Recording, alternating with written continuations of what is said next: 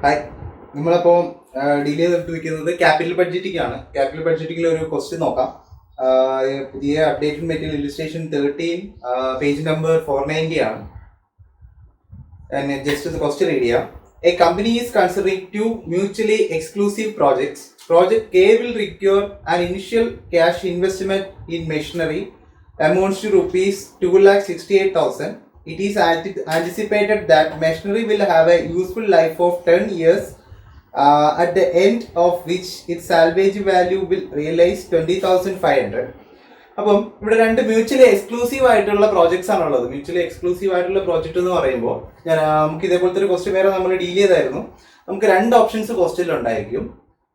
ഈ രണ്ട് ഓപ്ഷനിൽ ഏത് ഓപ്ഷനാണ് ബെറ്റർ എന്നാണ് നമ്മളിവിടെ കമ്പ്യൂട്ട് ചെയ്യേണ്ടത്. അപ്പൊ നമുക്ക് ഓരോ ഓപ്ഷനും പർട്ടിക്കുലർലി അല്ലെങ്കിൽ ഓരോ പ്രോജക്ട്സും particularly net present value compute ചെയ്യണം.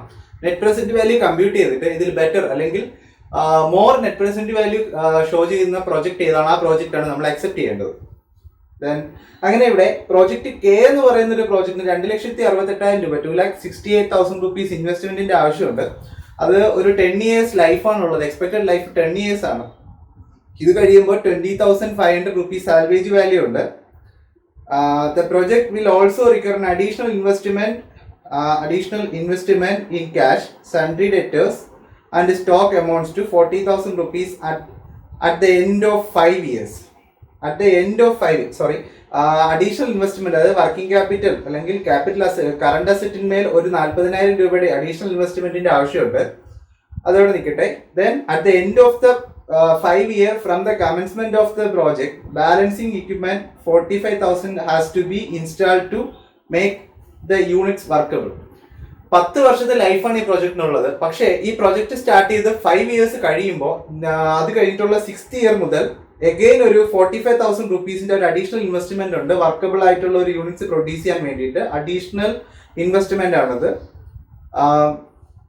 The cost of the additional machinery will be written off to depreciation over the balance of the project. Additional മെഷീനറിയും അത് കഴിഞ്ഞിട്ടുള്ള, അതായത് 5 വർഷം കഴിഞ്ഞിട്ട് ഒരു 45,000 രൂപ 45,000 റുപ്പീസിന്റെ അഡീഷണൽ ഇൻവെസ്റ്റ്മെന്റിന്റെ ആവശ്യമുണ്ട്. അതും അവർക്ക് ഡിപ്രീസിയബിൾ ആയിട്ടുള്ള അസറ്റ് ആണ്. ഡിപ്രീസിയേഷൻ നമുക്ക് റൈറ്റ് ഓഫ് ചെയ്യാം.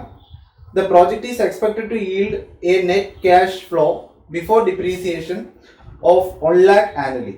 ഈ പ്രോജക്ട് കെ എന്ന് പറയുന്ന പ്രോജക്റ്റിലാണ് ഇൻവെസ്റ്റ് ചെയ്യുന്നതെങ്കിൽ ഓരോ വർഷവും നമുക്ക് ക്യാഷ് ഇൻഫ്ലോ എന്ന് പറയുന്ന സംഗതി 1 lakh rupees ഉണ്ട്. 1 lakh rupees cash inflow per annum കിട്ടും നമുക്ക്. ദെൻ തൊട്ടടുത്ത പ്രോജക്റ്റ് ആയ പ്രോജക്റ്റ് ആറാണ് തൊട്ടടുത്ത ഇതിൽ തന്നിരിക്കുന്നത്. പാരഗ്രാഫിൽ പറയുന്നത് project R which is the alternative on under consideration requires an investment of 3 lakh in machinery and is in project K. Investment in current asset of 40,000. Residual salvage value of the machine at the end of its useful life 10 years expected to be 25,000. The annual cash inflow before depreciation from the project is worked at 80,000 per annum for the first 5 years and 1,80,000 per annum for the next 5 years. പറഞ്ഞിരിക്കുന്നത് ഇവിടെ 3 lakh rupees ആണ് project കെക്ക് ആവശ്യമായിട്ടുള്ള investment എന്ന് പറയുന്നത്. അതിന്റെ life 10 വർഷമാണ്. പിന്നെ current അസറ്റിലെ project K പോലെ തന്നെ പ്രോജക്ട് കെയിൽ നമുക്കൊരു 40,000 റുപ്പീസിന്റെ കറണ്ട് അസറ്റിന്റെ ഇൻവെസ്റ്റ്മെന്റ് ഉണ്ട്. അതുപോലെ തന്നെ ഇവിടെ പ്രോജക്ട് ആറിന് കറണ്ട് അസറ്റിലെ ഇൻവെസ്റ്റ്മെന്റ് 40,000 റുപ്പീസ് വേണ്ടി വരും. അത് കഴിഞ്ഞിട്ട് residual value after 10 years life കഴിയുമ്പോൾ നമുക്ക് ഇതിനെ സ്ക്രാപ്പ് ചെയ്ത് കഴിഞ്ഞാൽ 25,000 റുപ്പീസ് നമുക്ക് സ്ക്രാപ്പ് വാല്യൂ റിയലൈസ് ചെയ്യാൻ പറ്റും. അതാണ് റെസിഡൽ വാല്യൂ ഇൻഡിക്കേറ്റ് ചെയ്തിരിക്കുന്നത്. The annual cash inflow before depreciation from the project എന്ന് പറയുന്നത് ആദ്യത്തെ 5 വർഷം ടോട്ടൽ 10 years ആണ് ലൈഫ് എന്ന് പറയുന്നത്. അതിൽ ഫസ്റ്റ് 5 years 80,000 പെർ ആനം കിട്ടും. അത് കഴിയുമ്പോൾ 1,80,000 പെർ ആനം അവർക്ക് ക്യാഷ് ഇൻഫ്ലോ ഉണ്ടാവും. പ്രോജക്ട് ആറിലാണ് നമ്മൾ ഇൻവെസ്റ്റ് ചെയ്യുന്നുണ്ട്. അങ്ങനെ പ്രോജക്ട് കെ, പ്രോജക്ട് ആർ എന്ന് പറയുന്നത് രണ്ട് മ്യൂച്വലി എക്സ്ക്ലൂസീവ് ആയിട്ടുള്ള പ്രോജക്ട്സ് ആണ്, അല്ലെങ്കിൽ ഓപ്ഷൻസ് ആണ് നമ്മുടെ മുന്നിലുള്ളത്. Depreciation of is written off by the company on sum of the year digit method. Normally WDV method, straight line മെത്തേഡാണ് നമ്മൾ സാധാരണ ചെയ്യുന്നത്. പക്ഷെ ഇതിനകത്ത് എന്ന് പറയുമ്പോൾ ഡിപ്രീസിയേഷൻ കമ്പ്യൂട്ട് ചെയ്യാനുള്ള വേറൊരു മോഡായ അല്ലെങ്കിൽ വേറൊരു മെത്തേഡായ sum of the year digit മെത്തേഡിലാണ് ഡിപ്രീസിയേഷൻ കമ്പ്യൂട്ട് ചെയ്യാൻ പോകുന്നത്. In the life of the 10 year, in the ratio of 10, 9, 8 as shown. Income tax rate 50% ആണ്. A minimum rate of return has been calculated at 16%. The present value of rupees 1 at the interest rate of 16% per annum. നമ്മൾ കണ്ടുപിടിക്കേണ്ട present value ആണ്. 16% വെച്ചിട്ടാണ് ഇവിടെ cost of capital അല്ലെങ്കിൽ interest rate എന്ന് പറയുന്ന സംഗതി വന്നേക്കുന്നത്. അതിന്റെ പ്രസന്റ് വാല്യൂ ഫാക്ടർ, അതിന്റെ ഒരു റേറ്റ് എന്ന് പറയുന്ന സംഗതി നമ്മൾ കണ്ടുപിടിക്കേണ്ടതാണ്. 1/1.16 വെച്ചിട്ട് അങ്ങനെ കമ്പ്യൂട്ട് ചെയ്യേണ്ടതാണ്. അതവിടെ ക്വസ്റ്റ്യൻ തന്നിട്ടുണ്ട്. Which project is better assuming no capital gain taxes? Calculate the present value of each project. Okay. രണ്ട് പ്രോജക്റ്റിന്റെ ഏത് പ്രോജക്റ്റ് ആണ് ബെറ്റർ എന്ന് കമ്പ്യൂട്ട് ചെയ്യാൻ പറഞ്ഞു, ഏത് പ്രോജക്റ്റ് ആണ് അതിന്റെ ബെറ്റർ എന്ന് പറയാൻ വേണ്ടിയിട്ട് പറഞ്ഞു. ഇത്രേ നമുക്ക് ചെയ്യേണ്ടുള്ളൂ. ചെയ്യാം നമുക്ക് എന്തായാലും. ഫസ്റ്റ് സ്റ്റെപ്പ് പ്രോജക്ട് കെയുടെ ആണ് നമ്മൾ ഫസ്റ്റ് പ്രോജക്റ്റ് ആയ പ്രോജക്ട് കെ ആണ് നമ്മൾ നെറ്റ് പ്രസന്റ് വാല്യൂ കമ്പ്യൂട്ട് ചെയ്യാൻ പോകുന്നത്. സ്റ്റെപ്പ് 1 എന്ന് പറയുന്നത് present value of initial cash outflow. Okay, തുടക്കത്തിൽ നമ്മുടെ കയ്യിൽ നിന്ന് പോകുന്ന ക്യാഷ് ഔട്ട്ഫ്ലോ ആണ്. നമുക്ക് ചെയ്യാം. അതിന്റെ കോസ്റ്റ് ഓഫ് ക്യാപിറ്റൽ T0 എന്ന് പറയുമ്പോൾ 0 ടൈം. അതിൽ നമ്മുടെ കോസ്റ്റ് ഓഫ് ക്യാപിറ്റൽ എന്ന് പറയുന്നത്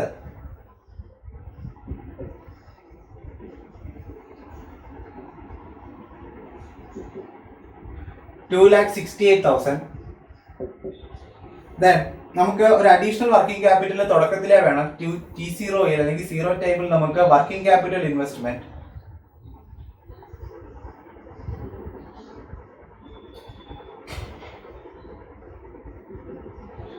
amounts to 40,000.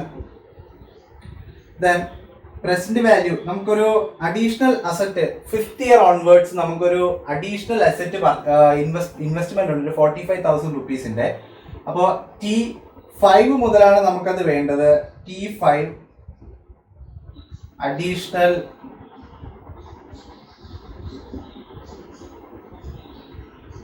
അപ്പോൾ ഇവിടെ T5 എടുത്തതിൽ നിങ്ങൾക്ക് ഒരു കൺസെപ്റ്റിന് ഒരു ക്ലാരിഫിക്കേഷൻ ഒരു പ്രശ്നം വരരുത്. അതിന്റെ കൺസെപ്റ്റ് എന്ന് പറഞ്ഞാൽ first year, second year, third year, fourth year, fifth year, 6th year starting മുതലാണ് ഇവിടെ ഒരു 45,000 റുപ്പീസിന്റെ അഡീഷണൽ ഇൻവെസ്റ്റ്മെന്റിന്റെ ആവശ്യം. അപ്പൊ നിങ്ങൾ ചിന്തിക്കും വേണമെങ്കിൽ അത് T6 അല്ലേ?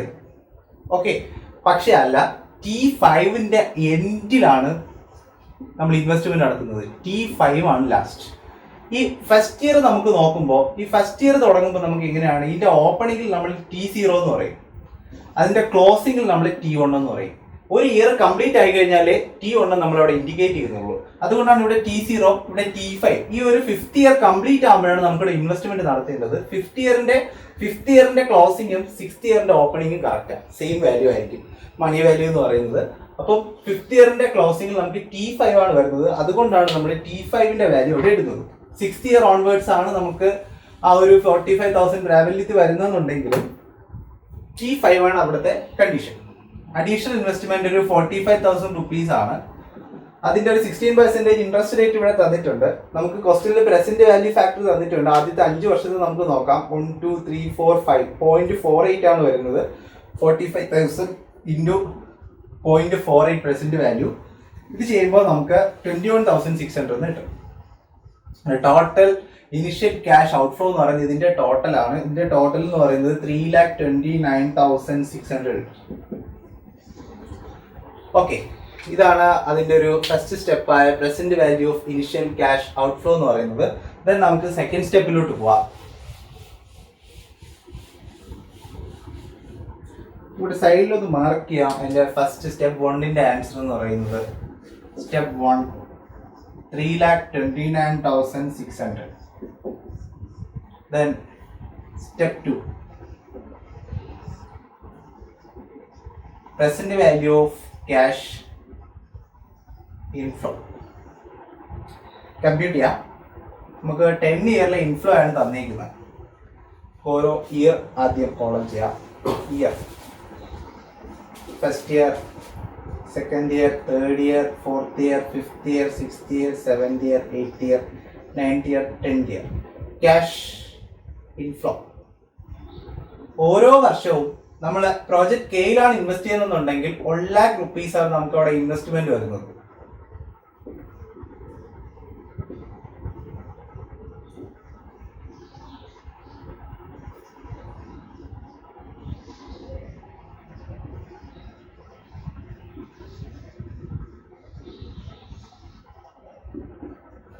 ഓക്കെ, അപ്പൊ 1 lakh rupees ആണ് നമുക്ക് അവിടെ ഇൻവെസ്റ്റ്മെന്റ് വരുന്നത്. ദെൻ നമുക്കുള്ളത് എന്താണ് നമുക്ക് ചെയ്യേണ്ടത്? നമുക്ക് ഇവിടെ ഈ 1 lakh rupees ഇൻഫ്ലോ എന്ന് പറയുന്നത് ക്യാഷ് പ്രോഫിറ്റ് അല്ലെങ്കിൽ profit before depreciation and tax ആണ്. Profit before depreciation and tax ആണ്. Profit before depreciation and tax. ഇനി നമുക്ക് ഇതിൽ നിന്ന് ഫിക്സഡ് അസറ്റോ എന്തെങ്കിലും ഡിപ്രീസിയേഷൻ ഒക്കെ ഉണ്ടെങ്കിൽ നമ്മൾ ആഡ് ചെയ്യണം. അപ്പൊ നമുക്ക് പ്രോഫിറ്റ് ബിഫോർ ടാക്സ് കിട്ടും. അപ്പൊ നമുക്ക് ഇതിന് ലെസ് ചെയ്യേണ്ടത് ഡിപ്രീസിയേഷൻ ആണ്. ഇവിടെ 2 അസറ്റ് ഇൻവെസ്റ്റ്മെന്റ് ആണ് ഉള്ളത്. തുടക്കത്തിൽ നമ്മൾ ഒരു 2,68,000 രൂപയുടെ ഇൻവെസ്റ്റ്മെന്റ് നടത്തുന്നുണ്ട്. അത് കഴിഞ്ഞിട്ട് 5 വർഷം കഴിയുമ്പോൾ നമുക്ക് അഡീഷണൽ ഒരു ഇൻവെസ്റ്റ്മെന്റ് വീണ്ടും വരുന്നുണ്ട്. ഓക്കെ, അപ്പൊ നമുക്ക് ഡിപ്രീസിയേഷൻ ഒരു 2 ഡിപ്രീസിയേഷൻ കൊടുക്കേണ്ടി വരും. ഡിപ്രീസിയേഷൻ ഓൺ അഡീഷണൽ അസറ്റ് അടുത്ത് വരും. ഡിപ്രീസിയേഷൻ ഓൺ അഡീഷണൽ അസറ്റ്സ് അടുത്ത് വരും. അങ്ങനെ 2 അസറ്റിന്റെ ഡിപ്രീസിയേഷൻ നമുക്ക് കമ്പ്യൂട്ട് ചെയ്യാം. Then working not.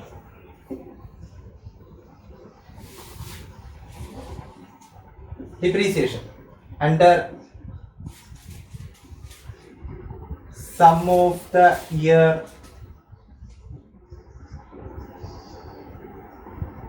digit method. Sum of the year digit മെത്തേഡിൽ നമുക്ക് ഡിപ്രീസിയേഷൻ കാണേണ്ട ഇക്വേഷൻ എന്ന് പറയുന്നത് cost of asset minus scrap value divided by sum of the years into remaining life of asset. Okay, ഇതാണ് sum of the year digit മെത്തേഡിൽ നമുക്ക് കിട്ടേണ്ട equation എന്ന് പറയുന്നത്. കോസ്റ്റ് ഓഫ് അസറ്റ് എന്ന് പറയുന്നത് ഇവിടെ 2,68,000 rupees വാല്യൂ ഉള്ള അസറ്റ് ആണ്. അതിന്റെ സ്ക്രാപ്പ് വാല്യൂ എന്ന് പറയുന്നത് 20,500 ആണ്. Divided by sum of the year എന്ന് പറഞ്ഞാൽ ഇത് ഫസ്റ്റ് ഇയറിലതാണ് നമ്മൾ കമ്പ്യൂട്ട് ചെയ്യുന്നത്. സം ഓഫ് ദ ഇയർ എന്ന് പറഞ്ഞു കഴിഞ്ഞാൽ മൊത്തം 10 വർഷമാണ്. 1 + 2 + 3 + 4 + 5 + 6 + 7 + 8 + 9 + 10. ഓക്കെ, ഈ 10 വർഷമാണ്. ഈ 10 വർഷത്തിനെ നമ്മൾ ഡിജിറ്റിൽ എഴുതിയതിനു ശേഷം ഇതെല്ലാം കൂടെ ആഡ് ചെയ്യുമ്പോൾ നമുക്ക് സം ഓഫ് ദ ഇയേഴ്സ് ആവും. Sum of the years into remaining life of the asset. Asset first year നമ്മൾ പർച്ചേസ് ചെയ്യുമ്പോൾ അതിന് 10 ഇയർ എന്തുണ്ട്? 10 ഇയർ അസറ്റ് ലൈഫ് ഉണ്ട്. ഓക്കെ, നമുക്കപ്പോൾ ഇത് കമ്പ്യൂട്ട് ചെയ്യാം.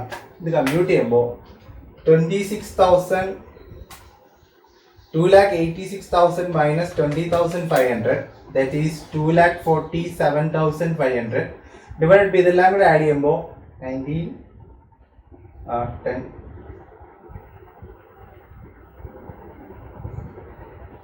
55 ഇയേഴ്സ് ഒന്ന് ടോട്ടൽ കിട്ടും. ഇൻറ്റു 10 എന്ന് പറയുന്നത് മേലെ എഴുതിയിട്ടുണ്ട്. 2,47,500 divided by 55 into 10 that is equal to 45,000.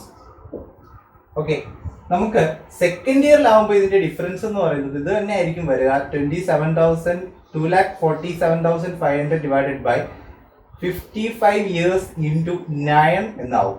അതായത് റീമൈനിങ് ലൈഫ് ഓഫ് അസറ്റ് ആണ് 10 ഇയറിൽ വരുമ്പോൾ ബാക്കിയുള്ള ഒന്നിനും വ്യത്യാസമില്ല.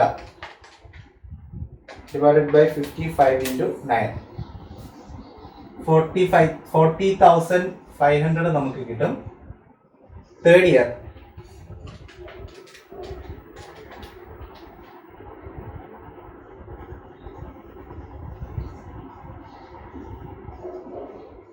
$36,000. Fourth year again 2,47,500 divided by 55 into 7. Fifth year 2,47,500 divided by 55 into 6. 2,47,500 divided by 45 into 5. ഇനി നമുക്ക് പോകും. നമുക്കിനെ കമ്പ്യൂട്ട് ചെയ്ത് ഇപ്പോഴത്തോട്ട് എഴുതാം. ഫസ്റ്റ് ഇയർ നമുക്ക് കിട്ടിയ ഇനിഷ്യൽ ഇൻവെസ്റ്റ്മെന്റിന്റെ ഡിപ്രീസിയേഷൻ എന്ന് പറയുന്നത് 45,000 ആണ്. ദെൻ സെക്കൻഡ് ഇയറിൽ 40,500, തേർഡ് ഇയറിൽ നമുക്കത് 36,000, ഫോർത്ത് ഇയറിൽ വരുമ്പോൾ അത്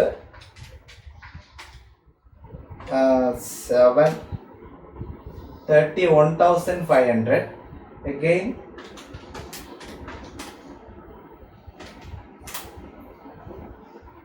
27,000, ദെൻ അഗെയിൻ നമുക്കത് 23,000 കിട്ടും. ഒരു 4,000 വെച്ചിട്ടാണ് നമുക്ക് അതിനകത്ത് കുറഞ്ഞു പോകുന്നത് ഓരോ വർഷവും. 2,47,500 ഡിവൈഡഡ് ബൈ 55 ഇൻറ്റു 5.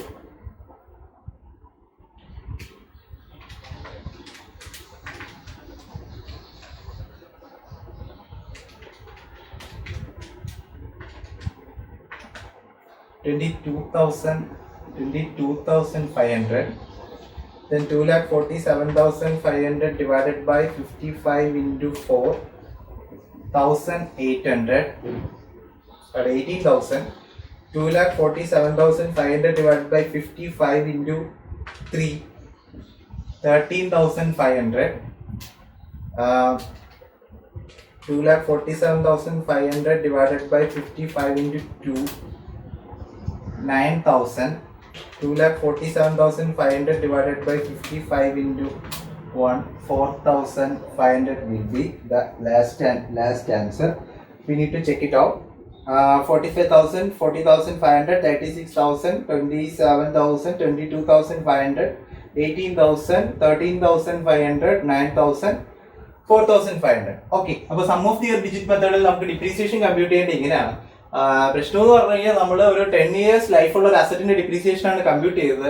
ഒരു 5 വർഷം കഴിയുമ്പോൾ നമുക്കിവിടെ വീണ്ടും ഒരു വ്യത്യാസമുണ്ട്. 6ാമത്തെ വർഷം മുതൽ അഡീഷണൽ വീണ്ടും ഒരു അസറ്റിന്റെ എമൗണ്ട് നമ്മൾ ഇവിടെ ഇൻവെസ്റ്റ് ചെയ്തിട്ടുണ്ട്. അതിന് നമുക്ക് ഡിപ്രീസിയേഷൻ പ്രൊവൈഡ് ചെയ്യണം. ഓക്കെ, അതിന്റെ അസറ്റ് വാല്യൂ എന്ന് പറയുന്നത് 45,000 ആണ്. അതിന് സ്ക്രാപ്പ് വാല്യൂ ഇല്ല. അപ്പൊ നമുക്ക് അതിലൂടെ ഒരു ഡിപ്രീസിയേഷൻ പ്രൊവൈഡ് ചെയ്യാം.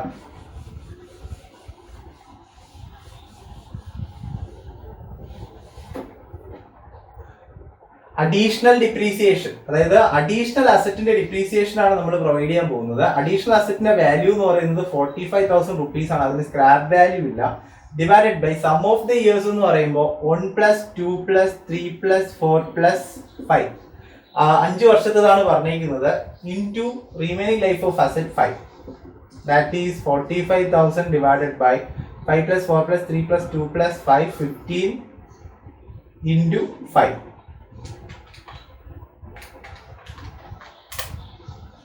15,000 first year. Then second year 45,000 divided by 15 into 4. Third year 45,000 divided by 15 into 3.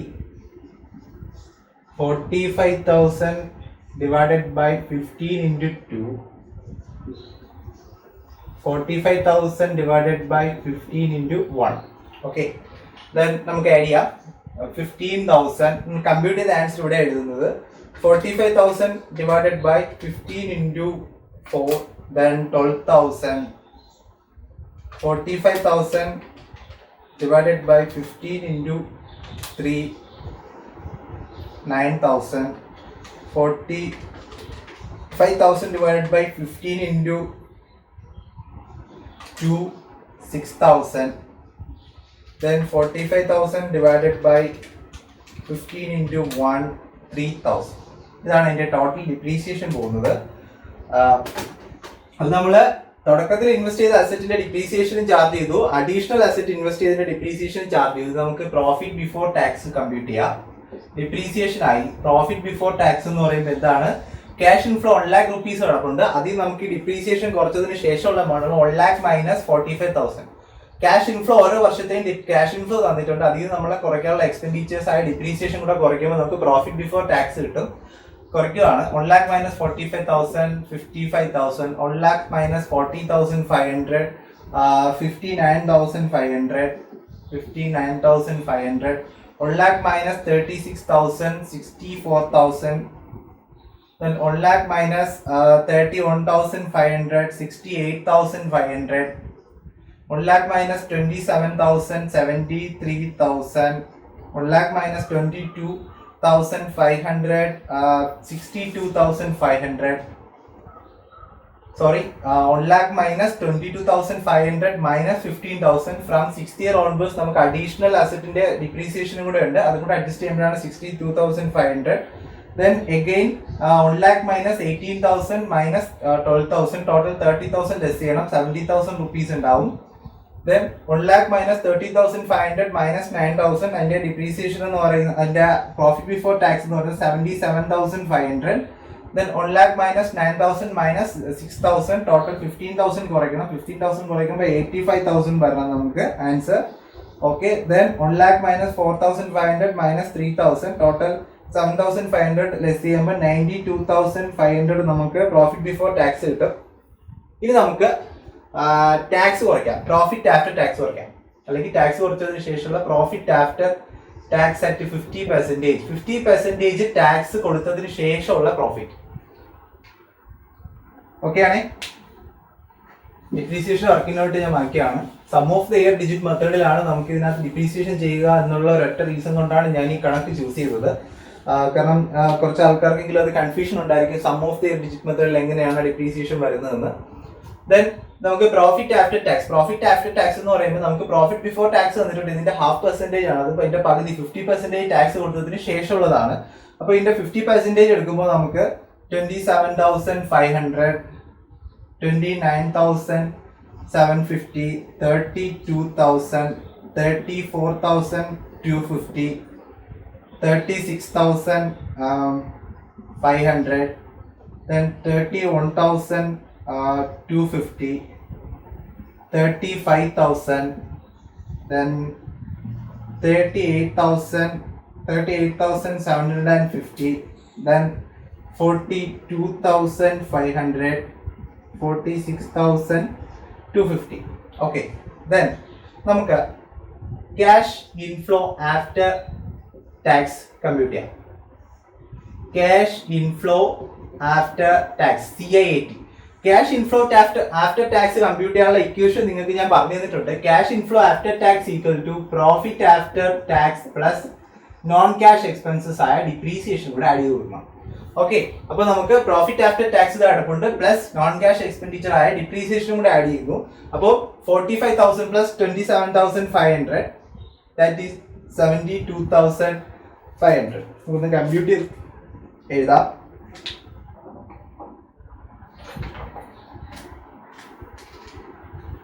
Okay, depreciation 45,000 plus profit after tax 27,500, that is 72,500.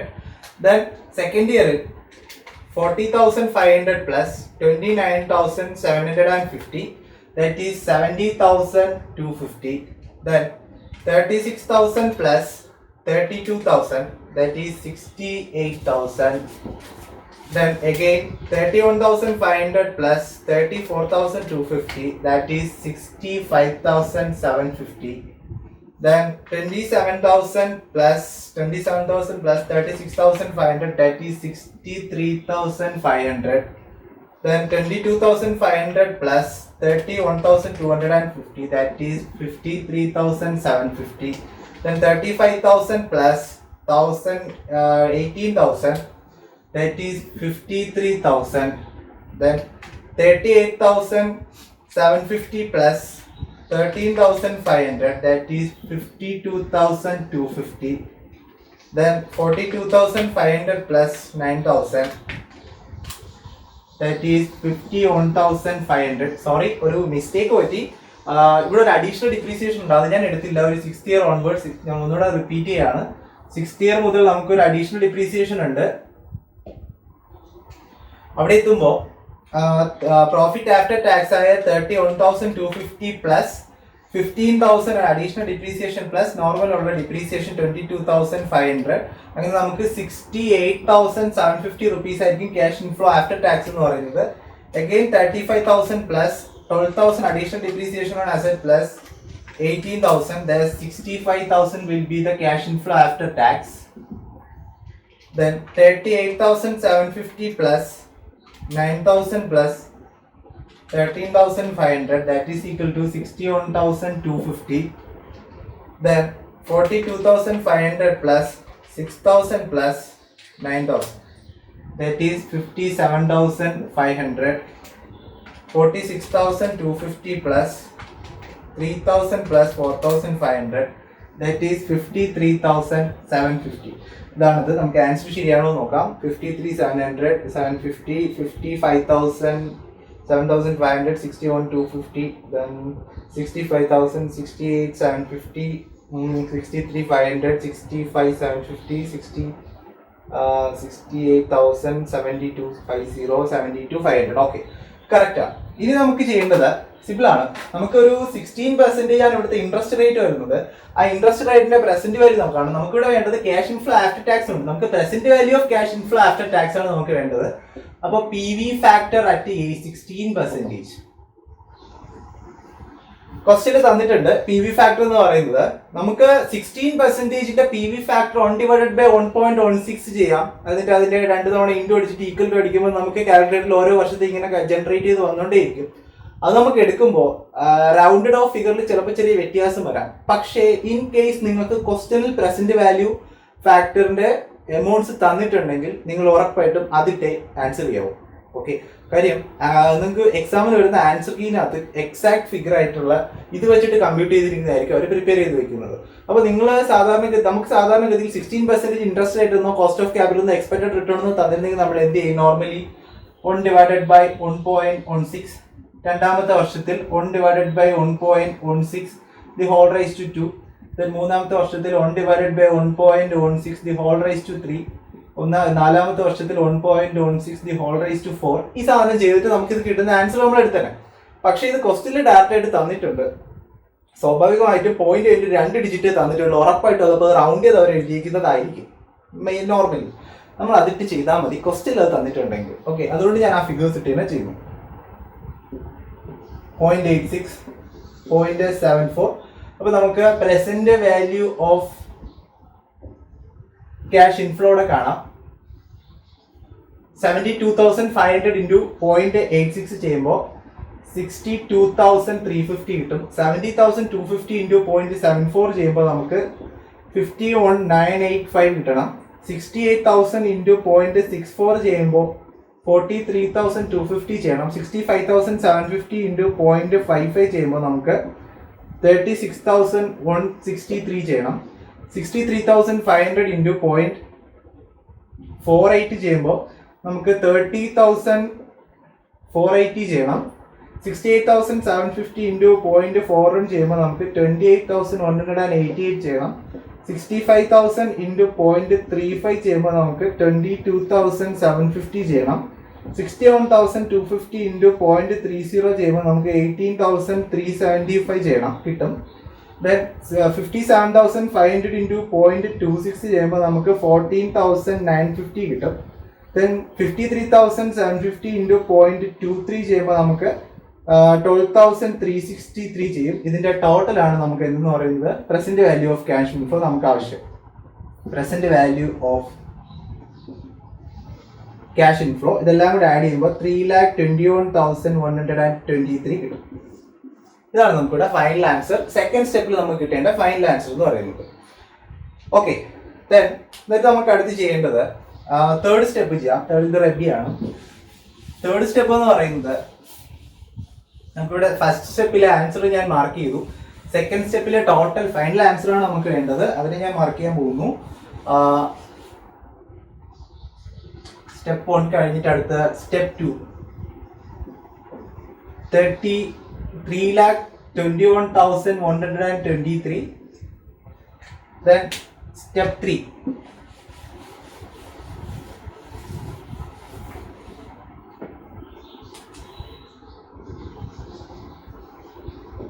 Present value of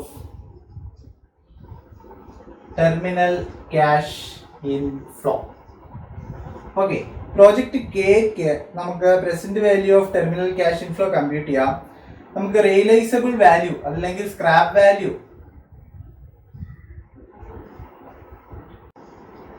residual value എന്ന് പറയുന്നത് നമുക്കിവിടെ 20,500 റുപ്പീസ് നമുക്ക് 10 ഇയർ യൂസ് ചെയ്തതിനു ശേഷം അസറ്റിന്റെ scrap realise ചെയ്യുമ്പോൾ കിട്ടും. Then നമുക്കുള്ളത് working capital, savings on working capital ഉണ്ട്.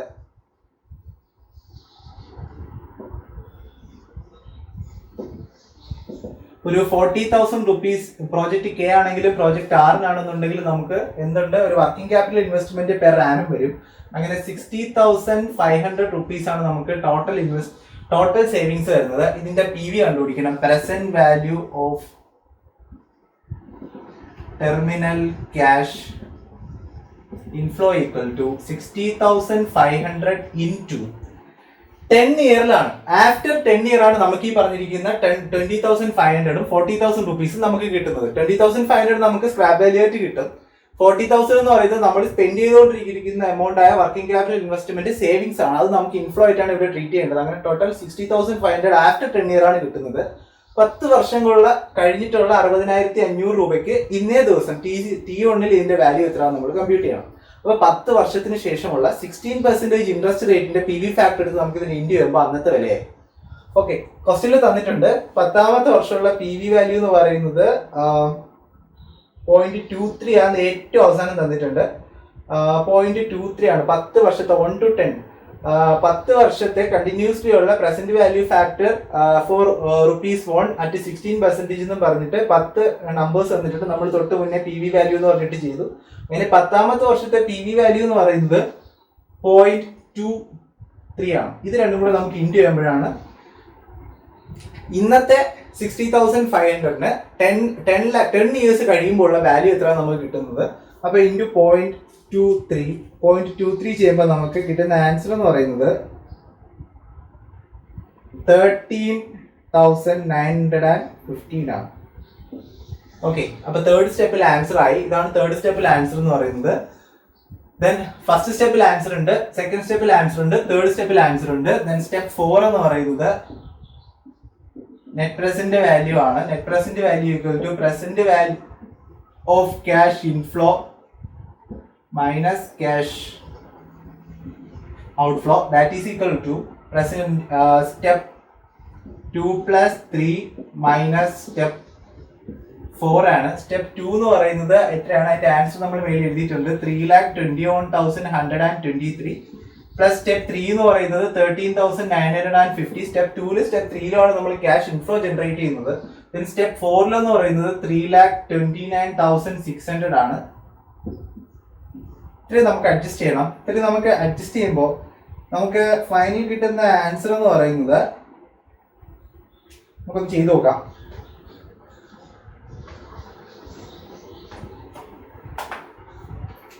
$3,21,123 plus 13,915, that is 3,35,038 minus 3,29,600, that is 3,35,038 minus 3,29,600, that is 5,438. Okay, അപ്പൊ നമുക്ക് പ്രോജക്റ്റ് കെയിലാണ് നമുക്ക് ഇൻവെസ്റ്റ് ചെയ്യുന്നതെന്നുണ്ടെങ്കിൽ നമുക്ക് ഇവിടുത്തെ നെറ്റ് പ്രസന്റ് വാല്യൂ എന്ന് പറയുന്നത് 5,438. ദെൻ നമുക്ക് പ്രോജക്റ്റ് ആർ, ഇതാണ് നമ്മുടെ ഇതിന്റെ final answer, net present value. Then നമുക്ക് ഇനി എന്ത് ചെയ്യാം? പ്രോജക്റ്റ് ആറിൽ ഇൻവെസ്റ്റ് ചെയ്യുമ്പോൾ നെറ്റ് പ്രസന്റ് വാല്യൂ എത്രയാണെന്ന് നോക്കാം. നമുക്ക് ഇതിനെ ഒന്ന് ജസ്റ്റ് മാർക്ക് ചെയ്യാം സൈഡിൽ. Project K net present value 5,438 rupees ആണ് നെറ്റ് പ്രസന്റ് വാല്യൂ. ഇത് നമുക്കൊന്ന് ഇങ്ങനെ മാർക്ക് ചെയ്തിട്ടേക്കാം. ഇനി നമുക്ക് ഇതിന്റെ പ്രൊജക്ട് ആറിനെ പറ്റി നോക്കാം. നമ്മുടെ ഓപ്ഷൻ എന്താണ്? നമ്മളിവിടെ മ്യൂച്വലി എക്സ്ക്ലൂസീവ് ആയിട്ടുള്ള പ്രോജക്റ്റിന്റെ പ്രോബ്ലം ആണ് നമ്മൾ സോൾവ് ചെയ്തുകൊണ്ടിരിക്കുന്നത്.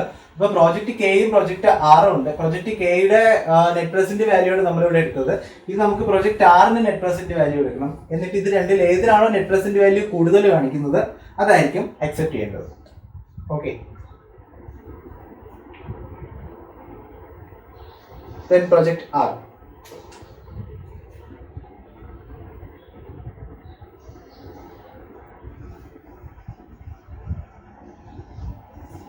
സ്റ്റെപ്പ് 1 എന്ന് പറയുന്നത് അവിടെ ഇതുപോലെ തന്നെയാണ്. Present value of initial cash outflow. Okay, അപ്പോ investment on capital asset. Capital asset purchase ചെയ്യാൻ വേണ്ടി നമുക്ക് ഇവിടെ 3 lakh rupees ആണ്. നമ്മൾ പ്രോജക്റ്റ് ആറാണ് അക്സെപ്റ്റ് ചെയ്യുന്നുണ്ടെങ്കിൽ 3 lakh rupees ആണ് അവിടുത്തെ ഇനിഷ്യൽ ക്യാപിറ്റൽ ഇൻവെസ്റ്റ്മെന്റ് വരുന്നത്. ദെൻ അടുത്ത് വരുന്നത് നമുക്ക് വർക്കിംഗ് ക്യാപിറ്റൽ പ്രോജക്റ്റ് കെയിലുള്ളത് പോലെ തന്നെ പ്രോജക്റ്റ് ആറിലും വേണമെന്ന് സെയിം സെന്റൻസിൽ അവിടെ പറയുന്നുണ്ട്. വർക്കിംഗ് ക്യാപിറ്റൽ ഇൻവെസ്റ്റ്മെന്റ് എന്ന് പറയുന്നത് ഒരു 40,000 റുപ്പീസ് ആണ്. ഓക്കെ, അങ്ങനെ മൊത്തം ടോട്ടൽ ഇൻവെസ്റ്റ്മെന്റ് 3,40,000 rupees നമുക്ക് വേണം. സ്റ്റെപ്പ് 1 നമുക്ക് വേണ്ടത് ക്യാപിറ്റൽ അസറ്റും വർക്കിംഗ് ക്യാപിറ്റൽ ഇൻവെസ്റ്റ്മെന്റും ആണ് നമുക്ക് വേണ്ടത്. അപ്പൊ നമുക്ക് ആകെ മൊത്തം ടോട്ടലി 3,40,000 വേണം. പക്ഷെ പ്രോജക്ട് 6-ലാണെന്നുണ്ടെങ്കിൽ ഒരു 5 വർഷം കഴിയുമ്പോൾ 6-ാമത്തെ വർഷം തൊട്ട് വീണ്ടും ഒരു 45,000 rupees അഡീഷണൽ ഇൻവെസ്റ്റ്മെന്റിന്റെ ആവശ്യം ഉണ്ടായിരുന്നു. ഇവിടെ അഡീഷണൽ ഇൻവെസ്റ്റ്മെന്റിന്റെ ആവശ്യമില്ല. ടോട്ടൽ 3,40,000 ഒരു ഇനിഷ്യൽ ക്യാഷ് ഔട്ട്ഫ്ലോ ആണ് നമുക്ക് കിട്ടുന്നത്. നമുക്കിത് മാർക്ക് ചെയ്തിട്ട് സ്റ്റെപ്പ് 2 ചെയ്യാം. സ്റ്റെപ്പ് 1 3,40,000. Then step 2. സ്റ്റെപ്പ് 2 നമുക്ക് വേണ്ടത് ഇതുപോലെ തന്നെ നമുക്ക് ഇവിടുത്തെ ക്യാഷ് ഔട്ട്ഫ്ലോ ക്വസ്റ്റ്യനിൽ തന്നിട്ടുണ്ടായിരിക്കും. ക്യാഷ് ഇൻഫ്ലോ ക്വസ്റ്റ്യനിൽ തന്നിട്ടുണ്ടായിരിക്കും. ഇയേഴ്സ് 10 ഇയറിലെയും ക്യാഷ് ഇൻഫ്ലോ ക്വസ്റ്റ്യനിൽ തന്നിട്ടുണ്ട്. അപ്പോൾ years 1 2 3 4 5 6 7 8 9 10. Okay. Then cash profit before tax എന്ന് പറയുന്നത് നമുക്ക് ക്യാഷ് ഇൻഫ്ലോ ആണ്, അല്ലെങ്കിൽ ബിഫോർ ടാക്സ് ആണ്. ഇല്ലാന്നുണ്ടെങ്കിൽ നമുക്ക് അങ്ങനെ പറയാം, profit before depreciation and tax എന്ന് പറയാം, PBDT എന്ന് പറയാം. ഈ സംഗതിയാണ് ക്വസ്റ്റ്യനിൽ തന്നിട്ടുണ്ട്. ആദ്യത്തെ 5 വർഷം 80,000 rupees ആണെന്ന് പറഞ്ഞിട്ടുണ്ട്. നമ്മൾ ക്വസ്റ്റ്യൻ എക്സ്പ്ലെയിൻ ചെയ്തപ്പോൾ പറഞ്ഞായിരുന്നു, പ്രോജക്ട് 6-ലാണ് നമുക്ക് ഇൻവെസ്റ്റ് ചെയ്യുന്നുണ്ടെങ്കിൽ ഫസ്റ്റ് 5 years നമുക്ക് 80,000 rupees ആണ് നമുക്ക് ഇൻഫ്ലോ വരുന്നത്. അത് കഴിഞ്ഞിട്ടുള്ള ഓരോ ഇയേഴ്സിലും 1,80,000 വെച്ചിട്ടാണ് നമുക്ക് ക്യാഷ് ഇൻഫ്ലോ പ്രോഫിറ്റ് ഉണ്ടാകുന്നത്, without adjusting tax and depreciation. Okay. Then ഇത് നമുക്ക് വരുന്നത് ഡിപ്രീസിയേഷൻ എടുക്കാം.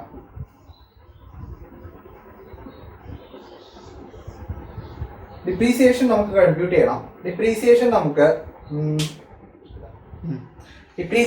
കമ്പ്യൂട്ട് ചെയ്യേണ്ടത് sum of the year digit മെത്തേഡിലാണ് ഈ കമ്പനി ഫോളോ ചെയ്യുന്നത് പറഞ്ഞിട്ടുണ്ട്. അപ്പൊ sum of the year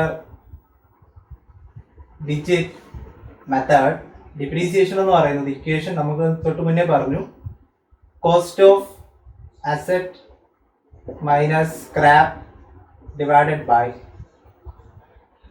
some of the years into remaining life of the asset. Okay. അപ്പൊ ഇവിടുത്തെ കോസ്റ്റ് ഓഫ് അസറ്റ് എന്ന് പറയുന്നത് 3 lakh rupees ആണ്. ഫസ്റ്റ് ഇയറിൽ നമുക്ക് കമ്പ്യൂട്ട് ചെയ്യാം. 3 lakh rupees ആണ്. മൈനസ് സ്ക്രാപ്പ് വാല്യൂ എന്ന് പറയുന്നത് 25,000 rupees ആണ്. Divided by sum of the years എന്ന് പറയുമ്പോൾ എഗെയിൻ ഇതിനും 10 years ആണ് ലൈഫ് വരുന്നത്. 1 + 2 + 3 + 4 + 5 + 6 + 7 + 8 + 9 + 10. ഓക്കെ. മൊത്തം 10 വർഷമുണ്ട്. ഈ 10 വർഷത്തിന്റെ ടോട്ടൽ എടുക്കുക into remaining life of asset എന്ന് പറഞ്ഞാൽ 10 ആണ്. അപ്പൊ നമുക്ക് ഇവിടെ 3 lakh - 25,000 that is 2,75,000 divided by ഇതിന്റെ ടോട്ടൽ നമ്മൾ തുന്നത്തെ കണക്ക് ചെയ്തായിരുന്നു. അപ്പൊ 55 എന്ന് കിട്ടും into 10.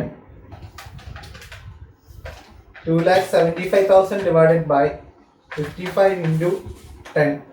That is 50,000 rupees on our first year depreciation. Then second year depreciation 2,75,000 divided by 55 into 9 ചെയ്യണം. 45,000 നമുക്ക് കിട്ടും. Then third year നമുക്ക് 2,75,000 divided by 55 into 8 എന്ന് കിട്ടും. Divided by 9 into 8 എന്ന് കിട്ടും. അപ്പൊ നമുക്ക് 40,000 എന്ന് കിട്ടും. അങ്ങനെ നമുക്ക് ചെയ്യാം. അപ്പൊ നമുക്ക് ഇത് കമ്പ്യൂട്ട് ചെയ്ത് ഇപ്പത്തോട്ട് എഴുതുക. ഇതിനെ ഫോളോ ചെയ്ത് നിങ്ങൾ വർക്കിംഗ് നോട്ട് കംപ്ലീറ്റ് ചെയ്യുക ആൻസർ ചെയ്യുമ്പോൾ. Then first year depreciation 50,000, then second ഇയറിൽ 45,000, തേർഡ് ഇയറിൽ അത് 40,000, ഫോർത്ത് ഇയറിൽ അത് 35,000, again അത് 30,000, 25,000,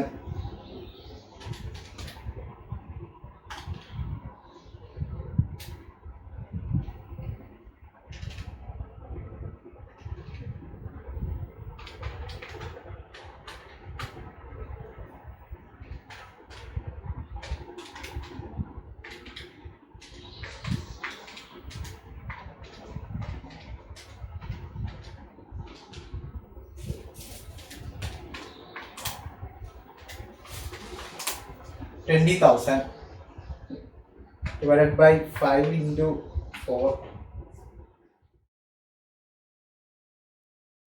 Again 15,000 into 10,000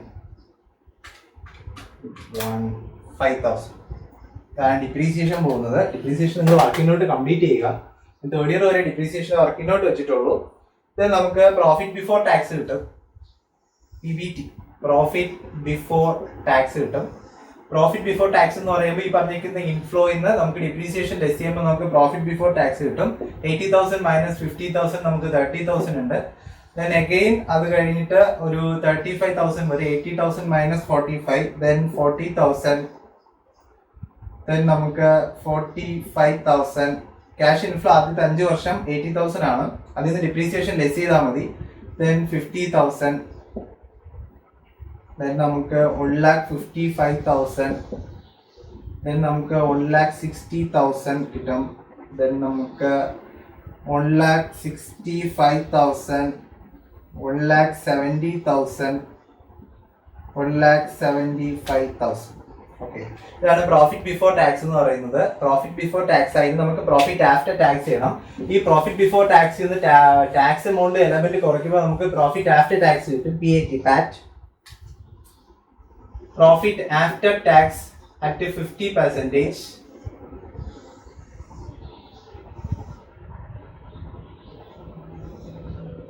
Then profit after tax എന്ന് പറയുന്നത് 30,000 റുപ്പീസിന്റെ 50% പോയി കഴിയുമ്പോൾ നമുക്ക് ബാക്കി 15% ആണ്, 15,000 റുപ്പീസ് ആണ് നമുക്ക് പ്രോഫിറ്റ് ആഫ്റ്റർ ടാക്സ് വരുന്നത്. അപ്പോൾ 35,000 തൊട്ടടുത്ത സെക്കൻഡ് ഇയറിൽ വരുമ്പോൾ 35,000 റുപ്പീസ് പ്രോഫിറ്റ് ബിഫോർ ടാക്സ് ആണ്. അതിന്റെ 50% ടാക്സ് കൊടുത്തു കഴിയുമ്പോൾ പ്രോഫിറ്റ് ആഫ്റ്റർ ടാക്സ് ആയി. അത് 17,500 ആണ്. 40,000 ദെൻ അഗൈൻ തേർഡ് ഇയറിൽ 40,000 റുപ്പീസ് ഉണ്ട് പ്രോഫിറ്റ് ബിഫോർ ടാക്സ്. അതിന്റെ 50% ടാക്സ് കൊടുത്തു കഴിയുമ്പോൾ നമുക്ക് 20,000 ആണ്. ദെൻ അത് കഴിഞ്ഞിട്ട് 22,500, 25,000. പ്രോഫിറ്റ് ബിഫോർ ടാക്സിൽ നിന്ന് ടാക്സ് എലമെന്റ് ആയ 50% കുറച്ച് കളയുക, ബാക്കി എടുക്കാം, അത്രേ ഉള്ളൂ. ദെൻ 77,500, ദെൻ 80,000, 82,500, ദെൻ നമുക്ക് 85,000, 87,500. ഓക്കെ, ഇത് നമുക്ക് വേണ്ടത് ക്യാഷ് ഇൻഫ്ലോ ആഫ്റ്റർ ടാക്സ് വേണം. Cash inflow after tax, cash inflow after tax equal to profit after tax plus depreciation ആണ്. ഈ ഇക്വേഷൻ വളരെ ഇമ്പോർട്ടന്റ് ആണ്, നമ്മൾ ശ്രദ്ധിച്ച് എഴുതി വെച്ചോണം. ക്യാഷ് ഇൻഫ്ലോ ആഫ്റ്റർ ടാക്സ് കിട്ടണമെന്നുണ്ടെങ്കിൽ നമുക്ക് പ്രോഫിറ്റ് ആഫ്റ്റർ ടാക്സും ഈ പറഞ്ഞിരിക്കുന്ന ഡിപ്രീസിയേഷൻ കൂടെ ആഡ് ചെയ്യണം. അപ്പോൾ 50,000 depreciation plus profit after tax 15,000, നമുക്ക് ടോട്ടൽ 65,000 വരും. 45,000 ഡിപ്രീസിയേഷൻ പ്ലസ് 17,500 നമുക്ക് പ്രോഫിറ്റ് ആഫ്റ്റർ ടാക്സ്, നമുക്കത് 62,500 കിട്ടും. അങ്ങനെ ഡിപ്രീസിയേഷൻ 40,000, 20,000 പ്രോഫിറ്റ് ആഫ്റ്റർ ടാക്സ്, അത് 60,000. ദെൻ നമുക്ക് വരുമ്പോൾ 35,000 ഡിപ്രീസിയേഷൻ, 22,500 നമുക്ക് പ്രോഫിറ്റ് ആഫ്റ്റർ ടാക്സ് വരും. പ്രോഫിറ്റ് ടാക്സ് ആഫ്റ്റർ ടാക്സ് വരുമ്പോൾ നമുക്കത് 57,500 അങ്ങനെ ആഡ് ചെയ്യുക. 55,000, 1,02,500,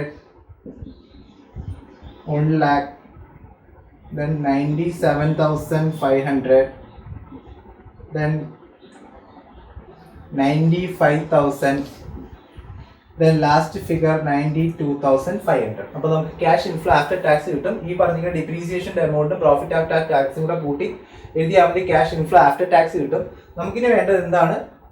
present value of cash inflow after tax ആണ് നമുക്ക് വേണ്ടത്. അപ്പോൾ ഈ ക്യാഷ് ഇൻഫ്ലോ ആഫ്റ്റർ ടാക്സിന് നമ്മുടെ പ്രസന്റ് വാല്യൂ കൂടെ കൊണ്ട് നമുക്ക് ഇൻഡു ചെയ്യണം. അപ്പോൾ പ്രസന്റ് വാല്യൂ അറ്റ് 16%, അഗൈൻ ഇവിടെ ക്വസ്റ്റ്യനിൽ തന്നിട്ടുണ്ട് 16% പ്രസന്റ് വാല്യൂ ഫാക്ടേഴ്സ്. നമുക്ക് ഇതുകൊണ്ടൊക്കെ എഴുതി ഇൻഡു ചെയ്താൽ മതി.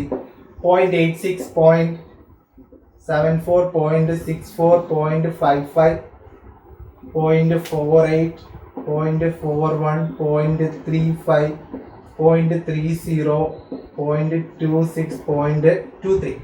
Again നമുക്ക് present value of cash inflow after tax എടുക്കാം. 65,000 into 0.86 ചെയ്യണം നമുക്ക്. അപ്പോൾ 55,900 കിട്ടും. 62,000 into 0.74 ചെയ്യുമ്പോൾ നമുക്ക് 46,250 കിട്ടും. 60,000 into 0.64 ചെയ്യുമ്പോൾ നമുക്ക് 38,400 കിട്ടും. ദെൻ നമുക്ക് 57,500 into 0.55 ചെയ്യുമ്പോൾ നമുക്ക് 31,625 കിട്ടും. 55,000 into 0.48 ചെയ്യുമ്പോൾ നമുക്ക് 26,400 കിട്ടും. 1,02,500 into 0.41 ചെയ്യുമ്പോൾ നമുക്ക് 42,225 എന്ന് കിട്ടും. 1 lakh into 0.35 ചെയ്യുമ്പോൾ നമുക്ക് 35,000 rupees എന്ന് കിട്ടും. 97,500 into 0.30 ചെയ്യുമ്പോൾ നമുക്ക് 29,250 എന്ന് കിട്ടും. 95,000 into 0.20 ചെയ്യുമ്പോൾ നമുക്ക് 24,700 കിട്ടും. 92,500 into 0.20 ചെയ്യുമ്പോൾ നമുക്ക് 21,275 കിട്ടും. ഇതെല്ലാം കൂടെ നമ്മൾ ആഡ് ചെയ്യണം. ഇതെല്ലാം കൂടെ ആഡ് ചെയ്യുമ്പോഴാണ് നമുക്ക് ആവശ്യത്തിനുള്ള അഡിക്കേറ്റ് ഫിഗർ ആയിട്ടുള്ള present value of cash inflow കിട്ടുന്നത്. ഇത് ആഡ് ചെയ്യുമ്പോൾ നമുക്ക് 3,50,825 എന്ന് കിട്ടും. ഓക്കെ, ഇതാണ് നമുക്ക് സ്റ്റെപ്പ് 2 ആൻസർ എന്ന് പറയുന്നത്. ഇതാണ് കംപ്ലീറ്റ് ഫോർമാറ്റ്. സ്റ്റെപ്പ് 2 നമ്മൾ കൃത്യമായി കംപ്ലീറ്റ് ചെയ്തു. 3,50,825 ആണ്. ഇത് നമുക്കടുത്ത് തേർഡ് സ്റ്റെപ്പായ സ്റ്റെപ്പ് 1 നമ്മൾ മെയിലിൽ മാർക്ക് ചെയ്തിട്ടുണ്ട്. സ്റ്റെപ്പ് 2 അവിടെ കിടക്കുന്നു. നമുക്ക് ഇത്രയും ഭാഗം റെബ് ചെയ്യാം. തേർഡ് സ്റ്റെപ്പായ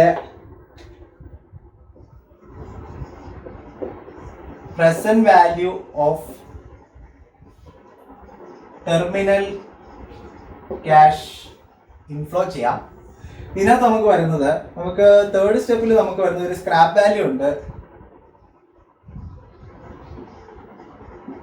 ഒരു 25,000 rupees സ്ക്രാപ്പ് വാല്യൂ ഉണ്ട്. 10 വർഷം കഴിയുമ്പോൾ നമുക്കിത് കിട്ടുന്നത്. ദെൻ നമുക്ക് സേവിങ്സ് വർക്കിംഗ് ക്യാപിറ്റൽ എക്സ്പെൻഡിച്ചർ ഉണ്ട്. അതൊരു 40,000 rupees ആണ്. ഇതും 10 വർഷം കഴിയുമ്പോൾ നമുക്ക് സേവ് ചെയ്യുന്നത്. അങ്ങനെ ടോട്ടൽ 65,000 നമുക്ക് 10 വർഷം കഴിയുമ്പോൾ നമുക്ക് ചെയ്യാം. പക്ഷെ അതിന്റെ പ്രസന്റ് വാല്യൂ ഓഫ് 65,000 rupees നമുക്ക് കമ്പ്യൂട്ട് ചെയ്യണം. 10ാമത്തെ വർഷം ഇതിന്റെ വാല്യൂ എന്ന് പറയുന്നത് 0.203 കൊണ്ട് ഇൻറ്റു ചെയ്യുമ്പോൾ 14,950 ആണ്. അതായത് ഇന്നത്തെ 65,000 രൂപയ്ക്ക് 10 വർഷം കഴിയുമ്പോൾ 14,950 രൂപ വാല്യൂ വരത്തുള്ളൂ. എങ്ങനെയെങ്കിൽ 16% ആണ് ഇൻട്രസ്റ്റ് റേറ്റ് എന്നുണ്ടെങ്കിൽ. ഓക്കെ, നമ്മൾ ഇത് ചെയ്യാം. Then step 4 equal to net present value equal to present value of cash inflow minus present value of cash outflow. That is step 2 plus 3 minus step 4. Step 2ന്റെ answer ഇത് കിടക്കുന്നു. Last 3,50,825 bottom side എഴുതിയിട്ടുണ്ട്. Step 1ന്റെ answer നമ്മൾ നേരത്തെ compute ചെയ്ത് mark ചെയ്തു. Then step 2ന്റെ ആൻസർ എന്ന് പറയുന്നത് 14,950 മൈനസ് സ്റ്റെപ്പ് 1ന്റെ ആൻസർ 3,40,000. നമുക്ക് ഇതിന്റെ ആൻസർ എന്ന് പറയുന്നത്